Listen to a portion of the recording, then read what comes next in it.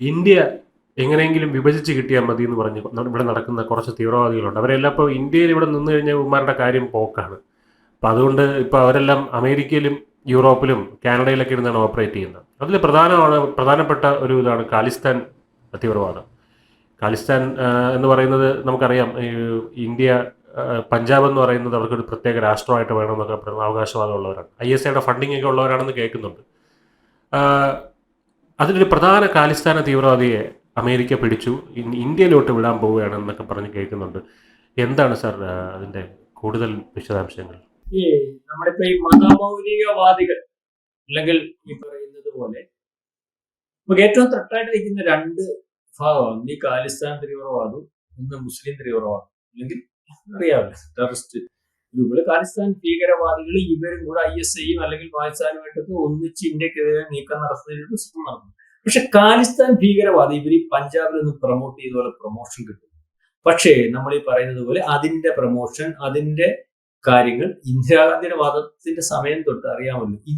അതിനു വേണ്ടി ഇന്ത്യക്കെതിരെ ഏത് സമയം ഉപയോഗിക്കാൻ ഇത്തരത്തിലുള്ള ആൾക്കാരെ വളരെ കൃത്യമായിട്ട് പ്രൊമോട്ട് ചെയ്ത് നിർത്തിയിരിക്കുന്ന രണ്ട് രാജ്യമാണ് സൂക്ഷ്മമായിട്ട് പരിശോധിച്ചത്. ഒന്ന് കാനഡ, ഒന്ന് അമേരിക്ക. ഈ പറയുന്ന പന്നു അറിയാമല്ലോ, പിന്നെ നിജാർ കൊലം എന്ന് പറയുന്നത്. നമ്മുടെ ഒരു കാര്യം എന്ന് പറഞ്ഞാൽ ഈ ഇടയ്ക്ക് വെച്ച് ഈ അജ്ഞാതം കയറി വരകുന്ന ഒരു സമയമുണ്ട്. ഇപ്പോഴും വിരകിക്കൊണ്ടിരിക്കുമ്പോൾ ഒന്ന് കുറച്ച് വെച്ചിട്ടുണ്ട്. അപ്പൊ അജ്ഞാതം വിരകുന്ന സമയത്ത് കാനഡയിൽ കയറി വിരകി എന്നാ കാനഡക്കാരൻ പറഞ്ഞത്. ട്രൂഡോ എന്ന് പറഞ്ഞത് ഞങ്ങളുടെ നിജാറിനെ കൊന്നു. അവനെ നമ്മൾ നോട്ട് ചെയ്ത് വെച്ചിട്ട് നമ്മൾ പലവട്ടം പറഞ്ഞിട്ടുള്ളതുമായിട്ടുള്ള സ്വീകരണം ഇനി തന്നേര് ചുമ്മാതത്തിന് അവിടെ. അപ്പൊ അവനെ അവിടെ വെച്ച് കളിച്ചിട്ട് ആരാണ്ട് ഇവനെ ചെന്ന് കൊന്നു. അപ്പൊ അവര് പറയാം നമ്മളാന്ന് പറയും, നമ്മൾ പറയാം നമ്മളെല്ലാം തെളിവ് കൊണ്ടുവരാൻ. തെളിവ് നമ്മളിലെ ശങ്കരാണി കൈ കാണിച്ചുള്ള തെളിവുള്ളൂ, അതിന്റെ രേഖയെല്ലാം തെളിവുള്ളൂ. അപ്പൊ അതാണ് നമ്മുടെ ഓപ്പറേഷൻ. അപ്പൊ മാത്രമല്ല പന്നുവിനെ പിന്നെ ഇതുപോലെ കാച്ചു എന്ന് പറഞ്ഞുകൊണ്ട് അന്ന് ഒരു ആരാണ്ടൊക്കെ കൊല്ലാൻ വരുത്തി പറഞ്ഞ് പന്നു രാത്രി എണീറ്റി ആടുകയൊക്കെ ചെയ്തു. പിന്നെ അവൻ അവിടെ സംരക്ഷണം കൊടുത്തു. പിന്നെ അതിനകത്ത് കൊല്ലാൻ വയ്യാഞ്ഞിട്ടല്ല, നയതന്ത്ര ബന്ധത്തിനകത്തൊരു കുഴപ്പമുണ്ടാക്കേണ്ട അമേരിക്ക കാനഡയ്ക്കകത്തും പ്രശ്നം ഉണ്ടായിക്കൊണ്ടിരിക്കുക. നമ്മളെ ആ രീതിയിൽ ആക്ഷേപിക്കുന്നതിന് വേണ്ടി അമേരിക്ക സഹായം ചെയ്തുകൊണ്ടിരിക്കുക. അതായത് നമ്മൾ ഏത് രീതിയിലും പണിയുന്നതിന് വേണ്ടിയാണ് എക്കണോമിക്കൽ ഗ്രോത്ത് നമ്മുടെ അങ്ങനത്തെ ഒരു കാര്യത്തിലേക്ക് പോകുന്ന സമയത്ത് ഇപ്പൊ ട്രംപ് ഇവന്റെ പേര് ഹാപ്പി വാസിയെ എന്നാണ്. ഇവന് വലിയ കൊടും ഭീകരനാണ്. ഇവൻ ലണ്ടൻ, അമേരിക്ക ഈ രാജ്യങ്ങളിലാണ് ഇവൻ താമസിക്കുന്നത്. അവിടെ നിന്നുകൊണ്ടാണ് ഇതെല്ലാം ഓപ്പറേറ്റ് ചെയ്യുന്നത്. അതായത് ഇവൻ ഇവിടെ നിന്ന് ഏതാണ്ട് 2018 ദുബായിലേക്ക് പോയി. അവിടെ നിന്ന് 2019 തിരിച്ചെത്തി. അതിനുശേഷം ഇവന്റെ 2024 ആയപ്പോൾ, എനിക്ക് തോന്നുന്നു 20 ആയപ്പോൾ ലണ്ടനിൽ പോയി.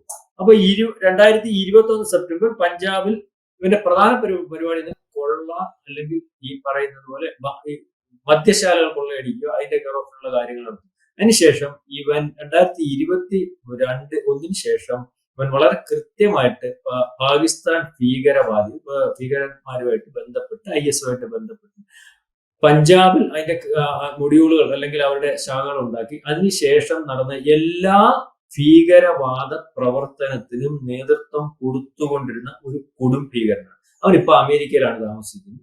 അവിടെ നിന്നാണ് ഈ കാര്യങ്ങളൊക്കെ പറയുന്നത്. നമുക്കറിയാലോ, കർഷക സമരത്തിനകത്ത് ഫണ്ട് വന്നത് അമേരിക്കയിൽ നിന്നാണ്. കർഷകരല്ലായിരുന്നല്ലോ കർഷക സമരം കൈകാര്യം ചെയ്തു. അവിടുന്ന് 8 ക്ലാസ് ബെൻസേൽ ഇവിടെ വന്നിട്ട് കാര്യങ്ങൾ കൈകാര്യം ചെയ്തു പോകുന്ന ഒരു അവസ്ഥ ഉണ്ടായിരുന്നു. അപ്പം അതിന്റെ എല്ലാം കെയർ ഓഫ് ആ സമരം ഇവിടെ ഒരു അട്ടിമറിക്ക് ഈ ഗവൺമെന്റിനെ നയിക്കുന്നതിന് വേണ്ടി ഉള്ളതാണെന്ന് നമ്മൾ മനസ്സിലാക്കി. നമ്മൾ ഇവന്മാരെ എല്ലാം ഫോൾഡ് ചെയ്തു. നമ്മൾ ഇവന്മാരുടെ അഡ്രസ് പിടിച്ചു, ആരൊക്കെ ഇവിടെ വന്നിട്ടുണ്ടെന്ന് എടുത്തു. അതിനുശേഷം പിന്നെ കർഷക സമരം മാറി എങ്ങനെയാണെന്നറിയാമോ? ഇന്ത്യയിൽ വന്നിട്ട് ഈ സമരത്തിൽ പങ്കെടുത്തുകൊണ്ടാണ് പാസ്പോർട്ട് റദ്ദ് എന്ന് പറഞ്ഞാൽ കർഷക സമരം പിന്നെ അതുകൊണ്ട് വിജയിക്കുക. ഈ കർഷക സമരത്തിന്റെ എല്ലാം പിറകിൽ ഖാലിസ്ഥാൻ വാദികൾ, അതായത് അവിടെ നിന്നുകൊണ്ട് പൈസ ഉണ്ടാക്കി ഇവിടെ ഉണ്ടാക്കുന്നതിന് വേണ്ടി വേണ്ട പ്രൊമോഷൻ കൊടുക്കുന്ന ഒരവസ്ഥ. അപ്പൊ അത് അവന്റെ ഡീറ്റെയിൽസ് എടുത്തു, അവന്റെ ഫണ്ട് വരവിന്റെ ഡീറ്റെയിൽസ് എടുത്തു, അതിനെതിരെ ഹോൾഡ് ചെയ്തു. ഇത് പുകച്ച് വിളിച്ചാടിക്കുന്ന പറഞ്ഞത് എല്ലാ ഡീറ്റെയിൽസും എടുത്തിട്ട് പിന്നെന്താ കർഷക സമരം കണ്ടത്തെ കൊണ്ട് പ്രൊമോഷൻ ഉണ്ടാവാൻ ആളെന്താ കൂടാൻ വലിയ പലവട്ടം കൂടിക്കാൻ നോക്കിയല്ലോ. അപ്പം അവിടുന്ന് വന്ന ഫണ്ടും അവിടുന്ന് വരുന്നവന്മാർ പറഞ്ഞ് കൊച്ചേട്ട അവിടുന്ന് ഇങ്ങോട്ടും വരാനൊക്കെ ഇവിടെ വന്ന അങ്ങോട്ടും പോകത്തില്ല. പാസ്പോർട്ട് പൈസ മൊത്തം ബിസിനസ്സും അവിടെ കിടക്കുക. അവിടെ വന്നിട്ട് രാജ്യം ഉണ്ടാക്കാൻ വന്നിട്ട് രാജ്യമില്ല, ഉള്ള കാശുമില്ല, വീടുമില്ല, ജയില ശരണം എന്ന് പറഞ്ഞാലേ. അപ്പൊ അത് അവന്മാർ പണി നിർത്തി. പണി പല രീതിയിൽ നോക്കുന്നതിനകത്ത് നമ്മുടെ ഇന്ത്യ വിഭജനത്തിനകത്ത് ഈ പറയുന്ന ഖാലിസ്ഥാൻ വാദികൾക്ക് വലിയ പങ്കുണ്ട്. അപ്പൊ അത്തരത്തിലൊരു ഖാലിസ്ഥാൻ, നേരത്തെ തഹാവൂറാണെ അറിയാമായിരുന്നു. അവനെ ഇവിടെ കൊണ്ടുവന്ന് ഇപ്പൊ അവന് ഇന്നലെ ചോദ്യം ചെയ്തപ്പോൾ പറഞ്ഞു, ഞങ്ങളെല്ലാം അറിഞ്ഞിട്ടാണ്, എനിക്ക് വായിച്ചു ഗവൺമെന്റുമായിട്ട് വലിയ ബന്ധമുണ്ട്, ഞാൻ ഈ സ്ഫോടനം നടത്തുമ്പോൾ മുംബൈയിലുണ്ട്, പാകിസ്ഥാന്റെ അടുത്ത് ഇതാണ് എന്നുള്ള രീതിയിലൊക്കെ മൊഴിയൊക്കെ ഇന്നലെ കൊടുത്തിട്ടുണ്ട്. അപ്പൊ ഈ തഹാവൂർ റാണയ്ക്ക് ശേഷം ഇപ്പൊ ഈ പറയുന്നത് പോലെ ഇയാൾ ഇവിടെ വരികയും ഇയാൾക്കെതിരെ നടപടിയെടുക്കുകയും ഇയാളെ കസ്റ്റഡിയിലെടുക്കുകയൊക്കെ ചെയ്യുമ്പോൾ ഏത് അവിടെ ഇരിക്കുന്ന പന്നുനും പിന്നെ ബാക്കിയിരിക്കുന്നവന്മാർക്ക് നമ്മൾ കുറെ ലിസ്റ്റൊക്കെ കൊടുത്തിട്ടുണ്ട്. ഒരു 10-30 പേരുടെ ലിസ്റ്റ് നമുക്ക് വേണമെന്ന് പറഞ്ഞിട്ട് നേരത്തെ കൊടുത്തിട്ടുള്ള, കാനഡയിലും കൊടുത്തിട്ടുള്ള, അമേരിക്കയിലും പറഞ്ഞിട്ടുള്ള. ഇവരൊക്കെ ഇവിടെ ഞങ്ങളുടെ ആൾക്കാരാണ്, ഞങ്ങളുടെ കക്ഷികളാണെന്ന് പറഞ്ഞിട്ട് ഹോൾഡ് ചെയ്തിരിക്കുകയാണ്. ഇന്ത്യക്ക് അതൊരു ഇറിറ്റേഷൻ ഉണ്ടാക്കുന്നതിന് വേണ്ടി ഏത് സമയം ഉപയോഗിക്കാൻ വേണ്ടി. അപ്പൊ അത് വളരെ മനഃപൂർവ്വം അവര് ബുദ്ധിപൂർവ്വം ചെയ്തുകൊണ്ടിരിക്കുന്ന ഒരു അവസ്ഥയാണ്. അപ്പൊ ഏതായാലും ഇവനെ കിട്ടാൻ പോകുന്നു, ഈ ഫീഗറിനെ കിട്ടാൻ പോകുന്നു, അല്ലെങ്കിൽ ഇവനെ ഇവിടെ ചോദിക്കാൻ കിട്ടുന്ന ഒരു അവസരത്തിലേക്ക് വരുന്നു. അത് മറ്റുള്ളവർക്കും അല്ലെങ്കിൽ ഖാലിസ്ഥാൻ വാദം പ്രൊമോട്ട് ചെയ്യുന്നവർക്കും ഒക്കെ ഒരു ഭയവും അല്ലെങ്കിൽ നാളെ കാലത്ത് എന്ത് സംഭവിക്കും എന്നുള്ള ഒരു രീതിയിലേക്കും കാര്യങ്ങൾ പോകും. പിന്നെ ഇപ്പോഴത്തെ കാനഡയുടെ നയതന്ത്രം അല്ലെങ്കിൽ ബ്രിക്സ് ഉച്ചകോടിക്ക് ശേഷം കാനഡയുടെ ഒരു നയതന്ത്രവും പുതിയ ഗവൺമെന്റിന്റെ ഒരു നീക്കവും ഒക്കെ ഇന്ത്യക്ക് അനുകൂലമാകുന്നു, അല്ലെങ്കിൽ ഇന്ത്യയോട് മത്സരിച്ച് നിന്നിട്ട് കാര്യമില്ല എന്നൊരു തോന്നലനുസരിച്ച് നീക്കം വരും.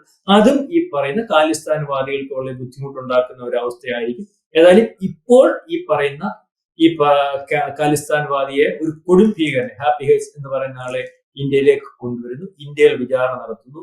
ഇതുവരെ അവന്റെ പേരിൽ എടുത്തിട്ടുള്ള കേസുകൾ അല്ലെങ്കിൽ അതിന്റെ രീതികൾ, അതിന്റെ പുറകിൽ ആരൊക്കെ, ഇന്ത്യക്കകത്താരൊക്കെ, ഇന്ത്യക്ക് വെളിയിൽ ആരൊക്കെ എന്നൊക്കെ ഒരു വ്യക്തത വരുത്തി ഗവൺമെന്റ് മുന്നോട്ട് പോകാൻ സാധിക്കും എന്നാണ് നമുക്ക് മനസ്സിലാവുന്നത്.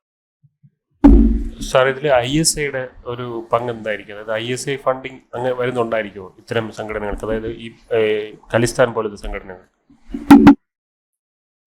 ഖാലിസ്ഥാൻ സംഘടനകൾ പ്രധാനമായിട്ടും എല്ലാ നീക്കങ്ങളും ഇപ്പൊ ഇയാൾ തന്നെ, ഞാൻ ഈ പറഞ്ഞൊന്നുമില്ല, ഇവനെ ഇവിടുന്ന് ഈ പറയുന്ന 2000 ലണ്ടനിൽ വീണ്ടും വന്നിട്ട് ISIയുമായിട്ട് ബന്ധപ്പെട്ട്, IS ഭീകരവാദിയുമായിട്ട് ബന്ധപ്പെട്ട്, അത് അല്ലെങ്കിൽ പാകിസ്ഥാൻ ഭീകരമായിട്ട് ബന്ധപ്പെട്ടാണ് നീക്കങ്ങൾ നടത്തുന്നത്. അതിനുശേഷമാണ് അതിന്റെ മൊഡ്യൂളുകൾ അല്ലെങ്കിൽ ഭീകര മൊഡ്യൂളുകൾ പഞ്ചാബിൽ വളരെ കൂടുതലായിട്ട് നിരന്തരം പഞ്ചാബിൽ നടന്നിരിക്കുന്ന എല്ലാ സ്ഫോടനത്തിന്റെയും ഉത്തരവാദിത്വം ഇയാൾക്ക് തന്നെയായിരുന്നു. അപ്പൊ ആ രീതിയിലേക്ക് ഇപ്പം ഈ ISും ഈ പറയുന്ന ഖാലിസ്ഥാൻ വാദവും കൂടെ അവരും കൂടെ ഒന്നിച്ചാണല്ലോ എല്ലാ കാര്യത്തിനകത്ത്. കാശ്മീർ വിഷയത്തിനകത്ത് അവർ ഒന്നിച്ചാണല്ലോ ഇപ്പൊ പാകിസ്ഥാന്റെ വാദത്തിന്റെ ഭാഗമായിട്ടല്ലേ നിൽക്കുന്നത്. അപ്പൊ ഇവരെ ഇന്ത്യക്ക് അകത്ത് പ്രശ്നം ഉണ്ടാക്കുന്നതിനകത്ത് എന്തായാലും പാകിസ്ഥാന്റെ IS അല്ലെങ്കിൽ ചാരസംഘടനയുടെ സപ്പോർട്ടുണ്ട്, അവർക്ക് വേണ്ട ഫണ്ടുണ്ട്, കോടിക്കണക്കിന് രൂപ വരുന്നുണ്ട്. അപ്പൊ ഈ നേരത്തെ ആം ആദ്മി പാർട്ടിയുടെ നേതാക്കന്മാരുടെ ജോലി ചെയ്തായിരുന്നില്ല, ഇവന്മാർക്ക് വരുന്ന കോടിക്കണക്കിന് രൂപ രാജ്യവിരുദ്ധ ശക്തികളുടെ കയ്യിൽ നിന്ന് വളരെ കൃത്യമായിട്ട് മേടിച്ചെടുക്കുന്നതിന് വേണ്ടിയുള്ള ഒരു ഈ മാൻ എന്ന് പറഞ്ഞതിന് ഇവിടെ അവിടുത്തെ ഖാലിസ്ഥാൻ വാദത്തിന് പ്രൊമോഷൻ കിട്ടിയങ്ങനെ മാൻ എന്ന് പറയുന്ന ആള് ജയിക്കുന്നതിന് കാരണമായതും അതിന്റെ ഫണ്ടിന്റെ പുറകിലും ഖാലിസ്ഥാൻവാദികളാണെന്നാണ് അന്ന് വന്ന റിപ്പോർട്ട്.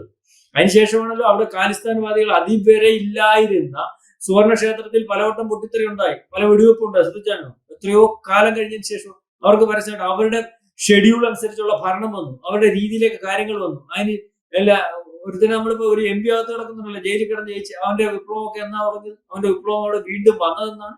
അപ്പൊ ഇതിന്റെ പുറകിൽ ഒരു വലിയ കളിയുണ്ട്. നമ്മൾ പറയുമ്പോൾ ഈ പല രാഷ്ട്രീയ പാർട്ടികളും പ്രതിപക്ഷങ്ങളും ഒക്കെ ഈ പാകിസ്ഥാന്റെയും അല്ലെങ്കിൽ ഇതുപോലുള്ള ഭീകര ഫണ്ടിങ്ങും ഒക്കെ മേടിച്ച് നിൽക്കുന്ന ആൾക്കാരാണ്. പാർട്ടിയുടെ പുറകിൽ അയ്യോ ഇന്ത്യ ഞങ്ങൾക്ക് സ്വന്തമാണെന്നൊക്കെ പറയുമ്പം ഈ പറച്ചിലിന്റെ പുറകിൽ ഒരു അജണ്ടയുണ്ട്.